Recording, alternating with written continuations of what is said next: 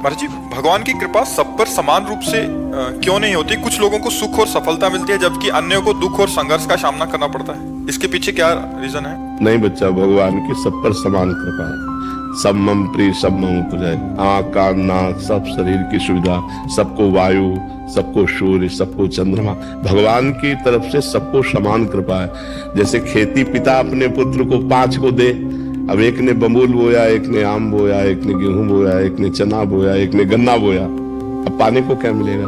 बबूल वाले को कांटा मिलेगा, गन्ने वाले को गन्ना मिलेगा, चने वाले को चना। भगवान ने हमको भारत भूमि में जन्म दिया। हमारे कर्म कैसे कैसे हो रहे हैं, तो उनका फल कौन भोगेगा? गीता में भगवान कहते अवश्य में भोक्तव्यम कृतम कर्म शुभाशुभम। 100 रुपया पिता ने सबको दिया, अब एक ने शराब में उड़ा दिया, एक ने गंदी बातों में, एक फिल्म देखने में, एक जुए में, और एक ने जाके भगवान का काम किया। तो अलग अलग 100 रुपए सबको बराबर दिए, लेकिन अलग अलग होने के कारण 4 को दुख मिलेगा, एक को सुख मिलेगा। तो भगवान सुख दुख के दाता नहीं है।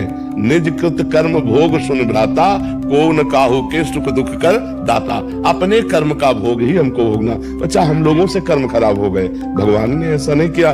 भगवान का कोई प्रिय हो, भगवान का कोई अप्रिय हो, ऐसा नहीं। सब मम प्रिय सब मम उपजाए। सब भगवान के बेटे हैं, सब भगवान से प्रकट है, और सबको भगवान बराबर प्यार करते हैं। सब पर मोरी बराबर दाया, भगवान ने कहा। पर हमारे आचरण बिगड़ गए, हमारे कर्म बिगड़ गए।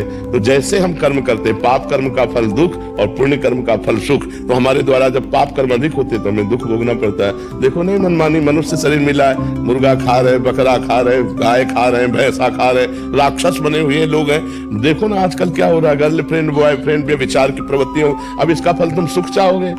करोगे बेविचार, करोगे व्यसन, करोगे हिंसा, खाओगे मांस मछली, इसका परिणाम सुख चाहोगे? नरक भोगोगे, यहाँ भी दुख भोगोगे, वहां भी दुख भोगोगे। संयम से चलो, ब्रह्मचर्य से रहो, शास्त्र स्वाध्याय करो, सत्संग सुनो, नाम जप करो, जीवों पर दया करो, दूसरों का मंगल करो, अभी आनंद आ जाएगा।